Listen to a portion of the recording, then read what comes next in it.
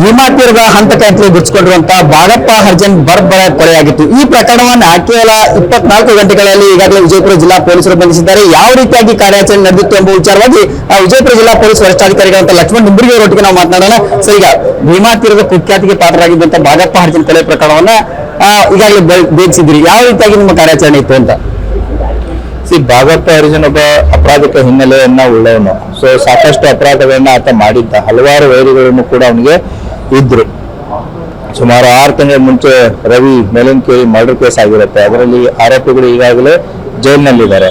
So ಈ ಬಾಗಪ್ಪನ್ನ ಹೊಡೆದದ್ದು ಪ್ರಕಾಶ್ ಮೇಲನ್ಕೇರಿ ಅನ್ನುವಂಥದ್ದು ಒಂದು ಮಾಹಿತಿ ಕೂಡ ಇರುತ್ತೆ. ಸೊ ಈತನ ಅಪರಾಧಿಕ ಹಿನ್ನೆಲೆಯನ್ನು ನಾವು ಪರಿಶೀಲಿಸಿದಾಗ ಸೊ ಯಾಕೆ ಈ ಮರ್ಡರ್ನ ಮಾಡಿದ್ದಾರೆ, ಯಾರು ಮಾಡಿದ್ದಾರೆ ಅಂತ ನಾವು ತನಿಖಾ ತಂಡ ಬೆನ್ನತ್ತಿದಾಗ ನಮ್ಗೆ ಕಂಡು ಬರೋದು ಏನು ಅಂತಂದ್ರೆ, ಈ ರವಿ ಮತ್ತೆ ಬಾಗಪ್ಪ ಹಲವಾರು ವರ್ಷಗಳಿಂದ ಚಿರಪರಿಚಿತರು, ಮತ್ತೆ ಇಬ್ರು ಕೂಡ ಸಾಕಷ್ಟು ವ್ಯವಹಾರಗಳನ್ನ ಮಾಡಿದ್ದು ಕೂಡ ಇರುತ್ತೆ. ಸೊ ಅವರಿಬ್ಬರ ಮಧ್ಯೆ ಮನಸ್ತಾಪ ಆದಾಗ ರವಿದು 6 months ಮುಂಚೆ ಅದರಲ್ಲಿ ಸಾವನ್ನಪ್ತಾನೆ. ಆ ಕೇಸಲ್ಲಿ ಆರೋಪಿಗಳು ಜೈಲಲ್ಲಿ ಇದ್ದಾರೆ. ಬಾಗಪ್ಪ ಹರಿಜನ್ ಏನ್ ಮಾಡ್ತಾರೆ, ಈತನ ಸಾವಿನ ನಂತರ ರವಿಯ ತಮ್ಮನಾದಂತ ಪ್ರಕಾಶನಿಗೆ, ಸೊ ರವಿ ನನ್ನ ಹೆಸರಲ್ಲಿ ಸಾಕಷ್ಟು ಆಸ್ತಿ ಪಾಸ್ತಿ ಮಾಡಿದ್ದಾನೆ, ದುಡ್ಡು ಮಾಡಿದ್ದಾನೆ, ಮನೆ ಮಾಡಿದ್ದಾನೆ, ಅದನ್ನೆಲ್ಲ ನನ್ನ ಹೆಸರಿಗೆ ಟ್ರಾನ್ಸ್ಫರ್ ಮಾಡುವಂತ ಪ್ರಕಾಶನ್ಗೆ ಕಾಡ್ತಾ ಇರ್ತಾನೆ. ಅಷ್ಟೇ ಅಲ್ಲದೇನೆ, ಇಲ್ಲ ಅಂತಂತಂದ್ರೆ ನಿಮ್ಮನ್ನು ಬಿಡಲ್ಲ, ನಿಮ್ಮನ್ನು ಮುಗಿಸ್ತೀವಿ, ಮತ್ತೆ ಅದೇ ರೀತಿ ದುಡ್ಡು ಕೊಡಿ 10 ಕೋಟಿ ಅನ್ನುವಂಥದ್ದನ್ನು ಹೇಳಿರ್ತಾನೆ. ಇಲ್ಲ ಅಂತಂತಂದ್ರೆ ಆತನ ಅಣ್ಣನ ಹೆಂಡತಿ ಬಗ್ಗೆಯೂ ಕೂಡ ಅವಾಚ್ಯವಾಗಿ ಆತ ಮಾತಾಡಿರ್ತಾನೆ. ಪ್ರಕಾಶ್ ಮತ್ತೆ ಅವರ ಏನು ಅಸೋಸಿಯೇಟ್ಸ್ ಇದ್ದಾರೆ, ಪ್ರಕಾಶನ ಸ್ನೇಹಿತರು, ಅವ್ರಿಗೆ ಒಂದು ಮನೋಭಾವನೆ ಬರುತ್ತೆ, ಬಾಗಪ್ಪನ ಇಲ್ಲ ಅಂದ್ರೆ ನಮ್ಮನ್ನು ಬಿಡಲ್ಲ ಅನ್ನೋಂಥ ಒಂದು ಮೈಂಡ್ಸೆಟ್ ಅವರಿಗೆ ಬರುತ್ತೆ. ಆ ಹಿನ್ನೆಲೆಯಲ್ಲಿ ಪ್ರಕಾಶನೂ ಕೂಡ ಮುಂಚೆ ಬಾಗಪ್ಪನ ಜೊತೆಗೆ ಹಲವಾರು ವಿಚಾರಗಳಲ್ಲಿ ಮತ್ತೆ ಹಲವಾರು ಕಡೆಗಳಲ್ಲಿ ಕರ್ಕೊಂಡು ಹೋಗೋದು, ಕರ್ಕೊಂಡು ಬರೋದು ಮಾಡಿರ್ತಾನೆ.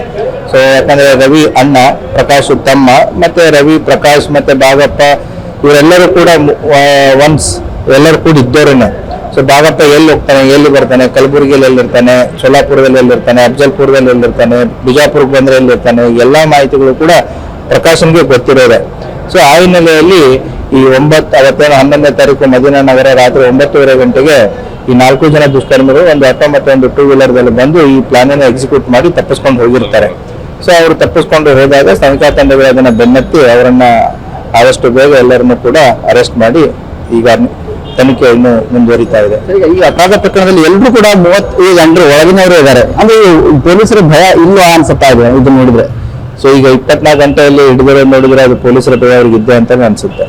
ಇದಿಷ್ಟು ಏನು ಜಿಲ್ಲಾ ಪೊಲೀಸ್ ವರಿಷ್ಠಾಧಿಕಾರಿಗಳಂತ ಲಕ್ಷ್ಮಣ್ ನಿಂಬರ್ಗಿ ಅವರ ಮಾತಾಗಿರುವಂತದ್ದು. ಕ್ಯಾಮರಾಮನ್ ಚಿನ್ಗುಂಡಿ ಜೊತೆ ಸುನಿಲ್ ಭಾಸ್ಕರ್, ಪವರ್ ಟಿವಿ, ವಿಜಯಪುರ.